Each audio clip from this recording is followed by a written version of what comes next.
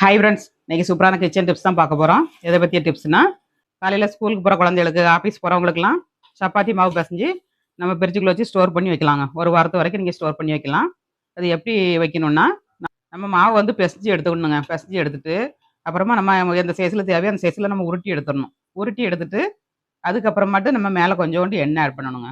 எண்ணெய் ஆட் பண்ணி நல்லா அப்படியே மாவு போட்டு உருட்டணும். உருட்டி தடவிட்டு, நம்ம ஒரு ஏர் கண்டெய்னர் டப்பாவில் போட்டு ஃப்ரிட்ஜில் ஸ்டோர் பண்ணி வச்சோன்னா ஒரு வாரம் வரைக்கும் நம்ம யூஸ் பண்ணலாம்.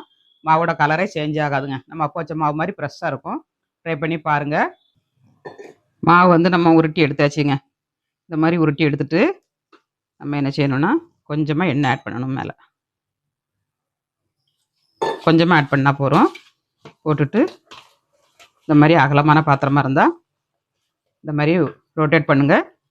நல்லா எல்லா இடமும் பரவிடுங்க எண்ணெய் வந்து. நான் மாவு பிசையும் போது எண்ணெய் ஊற்றலை.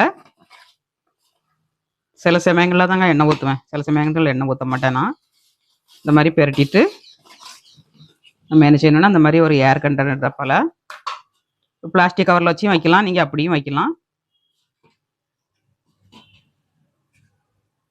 இந்த மாதிரி வச்சு நம்ம மூடி வச்சிட்டோம்னா ரொம்ப நேரம் ஓப்பன் பண்ணி வைக்கக்கூடாதுங்க. தேவையுள்ள மாவை நம்ம எடுத்துகிட்டு அப்படியே நம்ம பிரிச்சுக்குள்ளே வச்சிடணும். ஒரு வாரம் வரைக்கும் நீங்கள் பிசைஞ்சு வைக்கலாம். இந்த மாதிரி டப்பாவில் ஸ்டோர் பண்ணி வச்சுக்கோங்க. மாவு வந்து எண்ணெய் தடவி ஒரு வாரம் வரைக்கும் நீங்கள் யூஸ் பண்ணலாம். இந்த டிப்ஸ் பிடிச்சிருந்துன்னா லைக் பண்ணுங்கள், ஃப்ரெண்ட்ஸ் அண்ட் ஃபேமிலிக்கு ஷேர் பண்ணி விடுங்க, சப்போர்ட் பண்ணுங்கள். முதல் முறையாக பார்க்காத இருந்தால் சப்ஸ்கிரைப் பண்ணி வைங்க. நாளைக்கு இன்னொரு வீடியோவில் பார்க்கலாம். பாய்.